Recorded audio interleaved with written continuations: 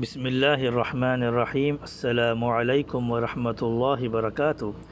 محترم سامعین، آج کا ہمارا ٹاپک ہے کپڑوں پر خون لگ جائے تو آیا کہ اس سے وضو ٹوٹے گا یا نہیں۔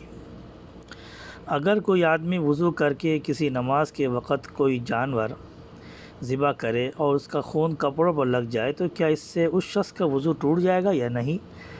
اس کا جواب یہ ہے کہ جانور ذبح کرنے اور کپڑوں کو خون لگنے سے وضو نہیں ٹوٹتا، اسی وضو سے نماز پڑھ سکتے ہیں۔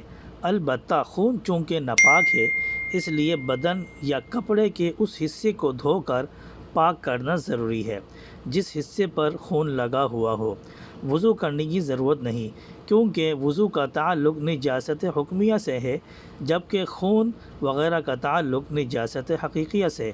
جسم یا کپڑے پر نجاست حقیقیہ لگنے سے نجاست حکمیہ پیدا نہیں ہوتی ہے کہ وضو یا غسل کرنا پڑے۔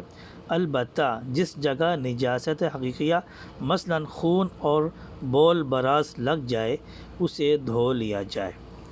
محترم سامعین، یہ تھا آج کا مسئلہ، یعنی کہ اس مسئلے کا جو خلاصہ ہے وہ یہ ہے کہ اگر آپ کے جسم سے، جیسے کہ میں نے پچھلی ویڈیو میں بتایا تھا کہ اگر کوئی چیز خارج ہو جاتی ہے یا خون وغیرہ جسم سے نکلتا ہے تو اس صورت میں آپ کا وضو ٹوٹے گا، لیکن اگر الگ سے کہیں سے خون کی چھینٹیں پڑتی ہیں یا جانور ذبح کرتے وقت خون کی چھینٹیں پڑ جاتی کپڑوں پہ یا جسم پہ تو اس سے وضو نہیں ٹوٹے گا، بلکہ جس جگہ پہ خون لگا ہے کپڑوں پر یا جسم وغیرہ پر تو اس حصے کو دھو لیا جائے، اس سے آپ کے وضو پر کوئی اثر نہیں پڑے گا۔